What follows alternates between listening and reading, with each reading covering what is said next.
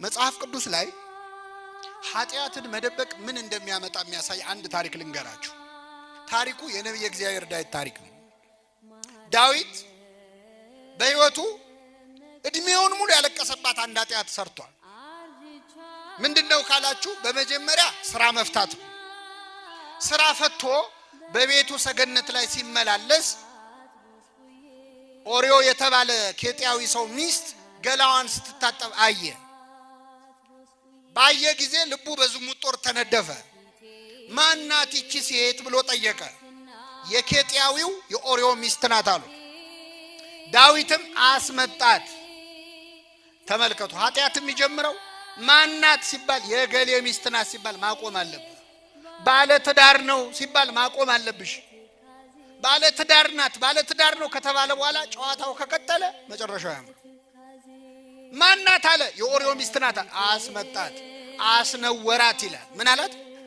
መጽሐፍ ቅዱስ ባልና ሚስት ተስማምተው የሚፈጽሙት ሩካቤ አወቃት ይላል። አዳም ሚስቱን ሔዋንን አወቃት ይላል። ከሕግ ውጭ ከሆነስ አስነወራት ይላል። ግብሩ አንድ ነው፣ ግን እግዚአብሔር የሚያየው በተለያየ አይነት። ይችን ሴት አስመጣት፣ አስነወራት።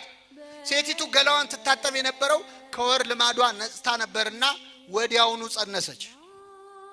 ከዛ እንዳረገዘች ላከችበት መልእክተኛ። ጉድ ነው እንግዲህ፣ እግዚአብሔር ያሳያችሁ። ንጉስ የወታደር ሚስት ቀምቶ፣ ዳዊትን ያህል ንጉስ የወታደር ሚስት ቀምቶ ከሱ ልጅ ጸነሰች ቢባል ለስሙ ጥሩ ነው አይደለም። ስለዚህ ዳዊት ምን አረገ? ጦር ሜዳ ደብዳቤ ልኮ ኬጢያዊውን ኦሪዮን አስመጡልኛል። ኦሪዮ ተልኮ መጣ። ንጉሱ ፊት ቀረበ፣ ሰላምታ ቀረበ። ዳዊት ምን አለው? እንዴት ነህ? ጦሩ እንዴት ነው? ሰላም ነው ወይ አለው።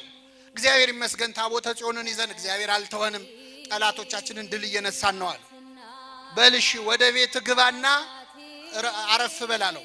ዓላማው ምንድነው? ዳዊት ገብቶ ከሚስቱ ጋር እንዲተኛና ልጁ የማን ነው እንዲባል፣ የእሱ ነው እንዲባል ግባና ተኛ አለው።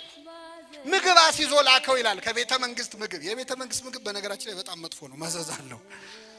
የቤተ መንግስት ምግብ አንዴ ከቀመስከው ቀጥሎ ሞት ነው የሚከተለው። እና ምግብ አስጭኖ ወደ ቤቱ ላከው። ኦሪዮ ውጭ አደረ። ከዛ ዳዊት ሲያጣራ ውጭ አደረ። ምን ነው አለው? የእግዚአብሔር ታቦት በደጅ አድራ፣ ታቦተ ጽዮን በደጅ አድራ፣ የእስራኤል ጎበዞች ወጣቶች ከጠላት ጋር እየተናነቁ እንዴት እኔ ገብቼ ከሚስቴ ጋር ተኛለሁ አለ። ከኔ ጋር ናችሁ? ኬጢያዊው ኦሪዮ ለዳዊት ስለ ታቦተ ጽዮን ክብር ይንገረው። በእውነት አንዳንዴ እኮ የማያምኑ ሰዎች ከኛ ተሽለው ይመክሩናል እኮ። የእግዚአብሔር